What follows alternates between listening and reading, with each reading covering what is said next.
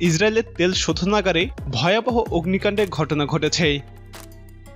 ধারণা করা হচ্ছে মিসাইল বা এ জাতীয় কোনো কিছুর আঘাতে ওই অগ্নিকাণ্ড ঘটে থাকতে পারে। সিরিয়াগামী ইরানি জাহাজে ইসরায়েলের ড্রোন হামলার কয়েক ঘন্টা পরপরই এই অগ্নিকাণ্ডের ঘটনা ঘটল। ইসরায়েলে পদদলিত হয়ে প্রায় 150 ইসরায়েলি নাগরিক নিহত হওয়ার দুদিন পরেই এই অগ্নিকাণ্ডের ঘটনা ঘটল। এই দুটো ঘটনা ছাড়াও গত কয়েকদিনে ইসরায়েলে বেশ কিছু হামলা আর দুর্ঘটনা ঘটেছে, যেগুলোর পিছনে ইরানকে দায়ী করা হয়। কেননা ইরানের নাতানজ পরমাণু গবেষণা কেন্দ্রে ইসরায়েলের সাইবার হামলার পর থেকে ইরান কঠোর ভাষায় প্রতিশোধের হুমকি দিয়েছিল। সর্বশেষ ঘটনাটি ইসরায়েলের হাইফা নগরীতে ঘটে। মূলত একটি তেল শোধনাগারে ভয়াবহ অগ্নিকাণ্ডের ঘটনা ঘটেছে। গণমাধ্যম প্রাথমিকভাবে বলছে সাইবার হামলার ফলে ওই অগ্নিকাণ্ড শুরু হয়। ইসরায়েলের গণমাধ্যম জানিয়েছে সন্ধ্যার দিকে হাইফা নগরীর রাজান তেল শোধনাগারে এই দুর্ঘটনা ঘটে। তেল শোধনাগারের জরুরি বিভাগের কর্মীরা আগুন নেভাতে শুরু করে। পরিস্থিতি নিয়ন্ত্রণে আনতে উদ্ধার কর্মীদের ডাকা হয়।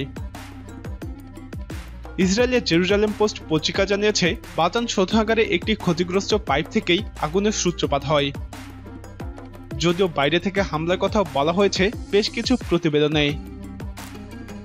ইসরায়েলের চ্যানেল 12 টেলিভিশন নেটওয়ার্ক জানিয়েছে অগ্নিকাণ্ডের ফলে তেল শোধনাগারে একটি গুরুত্বপূর্ণ পাইপ ভেঙে গেছে। ইসরায়েলি পত্রিকাটি জানিয়েছে এরই মধ্যে আগুন নিয়ন্ত্রণে এসেছে, তবে শোধনাগার থেকে তেল সরবরাহ বন্ধ রয়েছে। এই ঘটনায় শোধনাগারের ক্ষতি এবং সম্ভাব্য হতাহতের ঘটনা গোপন করেছে ইসরায়েল। এর কয়েক ঘন্টা আগে সিরিয়ার তেল শোধনাগারের কাছে একটি তেলের ট্যাঙ্কার জাহাজে ড্রোন হামলা করেছে ইসরায়েল। ইরানি জাহাজ সন্দেহ করে ওই হামলা চালায় ইসরায়েল। যদিও ইরানের তাসনিম সংবাদ সংস্থা জানিয়েছে এটা ইরানের জাহাজ নয়। মূলত ইরানের নাতানজ পরমাণু স্থাপনায় ইসরায়েলের সাইবার হামলার পর থেকেই এরকম পাল্টাপাল্টি হামলার ঘটনা ঘটছে। যদিও এসবে ইসরায়েলেরই বেশি ক্ষতি হচ্ছে। ইরানের সাইবার হামলার পরপরই ইরাকে মোসাদের ব্যবহৃত একটি ভবনে হামলার ঘটনা ঘটে, যাতে ইসরায়েলের গোয়েন্দা সহ সেনারা নিহত হয়। এর দুদিন পর ইসরায়েলের অস্ত্র কারখানায় হামলার ঘটনা ঘটে, যাতে ইসরায়েলের ব্যাপক ক্ষয়ক্ষতি হয়। এমনকি ইসরায়েলের পরমাণু গবেষণাগারের পাশে সিরিয়ার মিসাইলও আঘাত করে। এসব ঘটনার মধ্যেই ইহুদিদের ধর্মীয় উৎসবে পদদলিত হয়ে প্রায় 150 মানুষ নিহত হয়, যেটা ইসরায়েলের ইতিহাসে অন্যতম বড় বিপর্যয়। এই শোক কাটিয়ে ওঠার আগেই এবারে তেল শোধনাগারে অগ্নিকাণ্ডের ঘটনা ঘটল।